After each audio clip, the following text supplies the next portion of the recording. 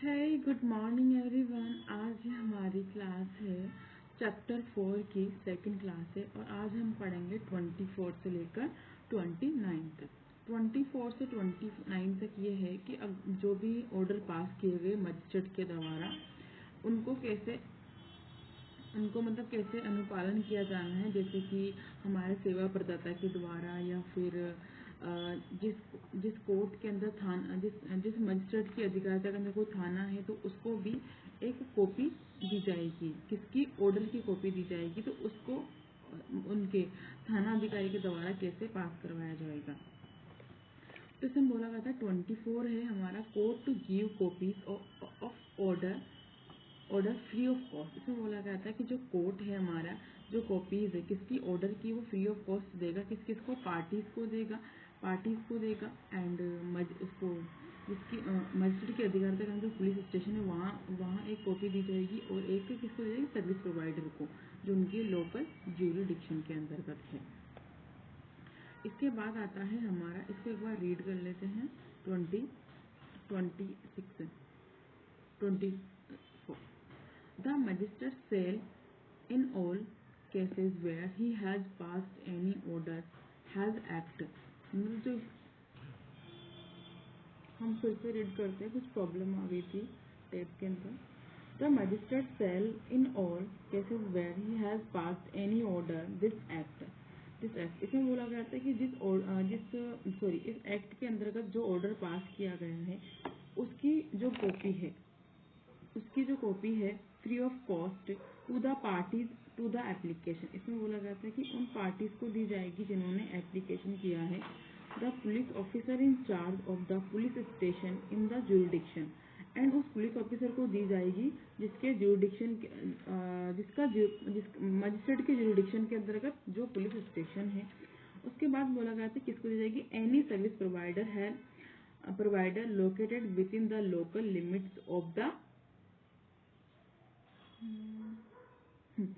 Jurisdiction of the court. मतलब ऐसा कोई सर्विस प्रोवाइडर है जो कि कोर्ट के ज्यूरिडिक्शन में उनको दी जाएगी। इफ एनी सर्विस प्रोवाइडर, जो कि अगर वो सर्विस प्रोवाइडर रजिस्टर्ड इनको किया जाता है।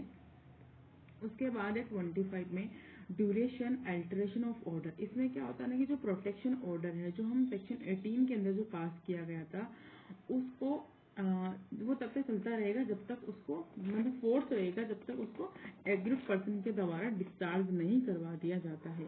तो अगर दोनों पार्टी सहमत है और उनका कोई भी आवेदन मिलता है, आवेदन किया जाता है मजिस्ट्रेट को, तो मजिस्ट्रेट साहब अगर सेटिस्फाई हो जाते हैं तो उसमें जो सर्कमस्टेंस है उनको लगता है कि कुछ में इनमें अल्टरेशन होना चाहिए, modification, revocation of any order जो कि इस एक्ट के तहत दिया गया था, तो उस ही में फॉर रीजन, जो भी रीजन होगा उसको रिकॉर्ड करेंगे राइटिंग में, देन उसके बाद में चेंज कर देंगे।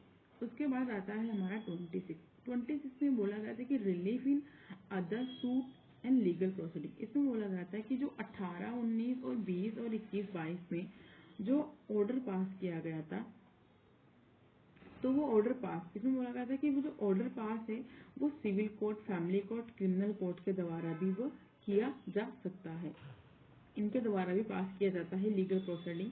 फिर बोला गया था सेकंड में कि any relief referred into subsection 1। इसमें बोला गया था कि कोई रिलीफ है जो रेफर किया गया है किसमें, सबसेक्शन 1 में, may be sound for in addition to, मतलब इसके अतिरिक्त, and along with any other relief, मतलब इसके अतिरिक्त इसके साथ में कोई ऐसा रिलीफ भी हम पास करते हैं जो एग्रीड पर्सन के द्वारा मांगा जाता है, किसमें, सूट में या लीगल प्रोसीडिंग में, बिफोर सिविल और क्रिमिनल कोर्ट।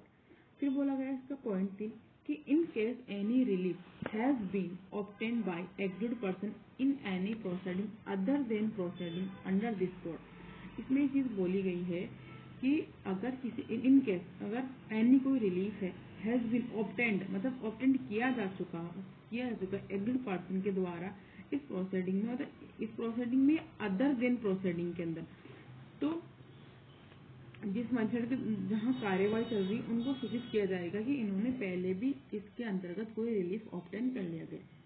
उसके बाद था हमारा 27, इसमें बोला ज्यूरिडिक्शन। ज्यूरिडिक्शन किस किस का, मतलब ज्यूरिडिक्शन का मतलब ये है कि इसके अंतर्गत कार्यवाही कौन कौन कर सकता है।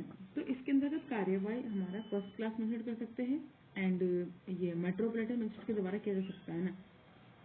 उसके बाद नॉर्मल सी बात होती है कि ज्यूरिडिक्शन वही होगा जहाँ पर या तो एग्रीड पर्सन रह रहा है या फिर एक्सपोनेंट रह रहा है या फिर वो कारोबार कर रहे हैं या फिर लास्ट टाइम वहाँ पर वो लोग रहे हैं। द पर्सन एग्रीड परमानेंटली और टेम्परेरी रेजिडेंस और कैरी ऑन बिजनेस और इज एम्प्लॉयड। इसमें बोला गया था कि जो हमारा जो एग्रीड पर्सन है वो टेम्परेरी और परमानेंटली जहाँ रह रहा है या फिर जब बिजनेस कोई कैरी ऑन कर रहा है। फिर बोला गया बी रिस्पोंडेंट रह रहा है या फिर वो जहाँ पर कोई बिजनेस कैरी कर रहा है वहाँ पर, या द कोज ऑफ एक्शन। इसमें फिर बोला गया था कि जहाँ कोज ऑफ एक्शन अराइज हुआ है वहाँ भी हम कर सकते हैं। उसके बाद बोला गया 28 के अंतर्गत इसमें बोला प्रोसीजर क्या होगी। देखो procedure save as otherwise provide in this act, मतलब जो इस एक्ट के अंतर्गत जो उपलब्ध है, इसमें बोला गया था कि इसमें जो अन्यथा उपलब्ध है उसके सिवाय हमारा जो प्रोसीडिंग होगी वो 12, 18, 19, 20, 22, 23 की ऑफेंस की जो प्रोसीडिंग होगी 31 shall be govern by the provision. तो जो होगी वो जो प्रोसीडिंग होगी वो हमारे सीआरपीसी की प्रोसीजर के तहत भी किया जा सकता है। इसका पॉइंट 2 है nothing in subsection shall prevent the court from laying down its own procedure for disposal of an application section 12 under subsection 2 of section 23। इसके अंतर्गत ये चीज बताई गई है कि भाई nothing in subsection shall prevent court from laying down its own procedure. अगर कोर्ट के द्वारा खुद की प्रक्रिया की जाती है तो उसके लिए निवारित नहीं किया जाएगा, जो कि सेक्शन 12 वो सबसेक्शन 2 ऑफ सेक्शन 23 की जाती है। उसके बाद है अपील। इसमें बोला गया था कि जो इसकी अगर इनसे कोई एग्रीड पर्सन के फेवर में हमने जजमेंट दे दिया है तो रिस्पोंडेंट के पास ये अधिकारिता है ये कि वो उसमें उसकी अपील कर सकता है, ये राइट है उसका।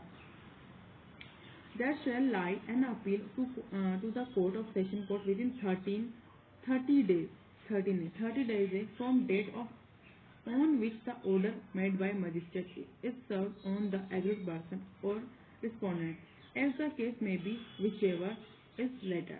इसके अंतर्गत ये बोला गया था कि जो अपील है एग्रीड पर्सन व रिस्पोंडेंट के जो इन दोनों की जो वाद था उसके तहत जो भी ऑर्डर पास किया गया था तो उसकी अपील 13 डेज के अंतर्गत हमको सेशन कोर्ट में करना पड़ेगा। फिर है इसका 13 डेज के अंतर्गत इसमें सेशन कोर्ट में करना।